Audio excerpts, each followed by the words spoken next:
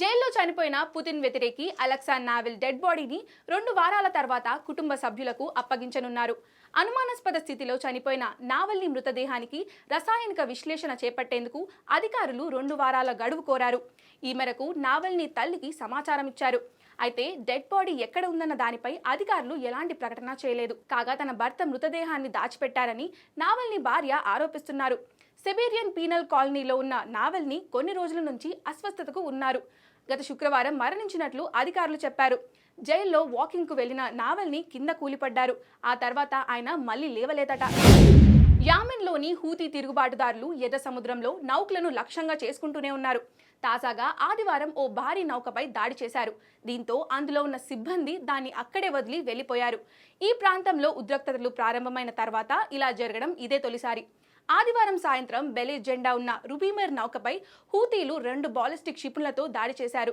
రుబీమర్ సిబ్బందిని వెంటనే స్థానిక ఒడరేవుకు తీసుకెళ్లినట్లు వెల్లడించింది. రుబీమర్ ఒక చిన్న రవాణా నౌక. దీని రిజిస్ట్రేషన్ ఇంగ్లాండ్లో నమోదైంది. మరోవైపు ఆదివారం నాటి తమ దాడులలో ఇంగ్లాండ్కు చెందిన నౌక పూర్తిగా మునిగిపోయిందని హూతీ అధికార ప్రతినిధి ఓ ప్రకటనలో తెలిపారు. ఒక దేశంగా అమెరికా రోజురోజుకి క్షీణిస్తుందని, ఒక విఫల దేశమని మాజీ అధ్యక్షుడు డొనాల్డ్ ట్రంప్ వ్యాఖ్యానించారు.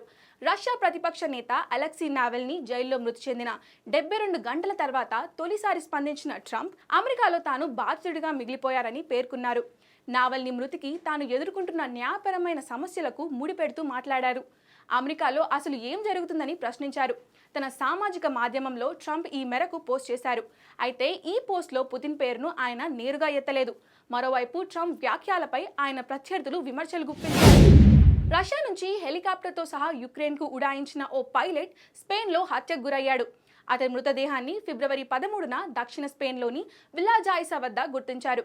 అది రష్యా పైలట్ మాక్సిమన్ కుజ్దేవ్గా ప్రభుత్వ వర్గాలు వెల్లడించారు. గతేడాది ఆగస్టులో అతడు MI-8 హెలికాప్టర్తో సహా పారిపోయి యుక్రెయిన్ పంచన చేరాడు. ఆ తర్వాత యుక్రెయిన్ పాస్పోర్ట్ లభించింది. దీంతో స్పెయిన్ వెళ్లి జీవిస్తున్నాడు. మాక్సిమంపై గత వారం కాల్పులు జరిగాయి.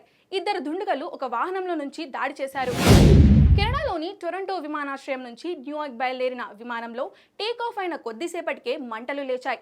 దీంతో విమానాన్ని పైలట్ వెనక్కి తిప్పి మళ్లీ టొరంటో ఎయిర్పోర్ట్లో ల్యాండ్ చేశాడు. ఘటన జరిగిన సమయంలో విమానంలో 74 మంది ప్రయాణిస్తున్నారు. విమానం టేకాఫ్ అయిన తర్వాత పైలట్ విమానాన్ని అత్యంత ఎత్తుకు తీసుకెళ్లాడు. ఈ సమయంలో విండ్ షీల్డ్ వద్ద మెరుగులు వచ్చాయి. దీంతో పాటు కాక్పిట్లో వైరు కాలిన వాసన పైలట్ గమనించాడు. వెంటనే ఈ విషయాన్ని ఎయిర్ ట్రాఫిక్ కంట్రోల్కి తెలియజేశాడు. వారు ఓకే అనడంతో పైలట్ విమానాన్ని వెనక్కి తిప్పి మళ్లీ టొరంటోలో ల్యాండ్ చేశాడు.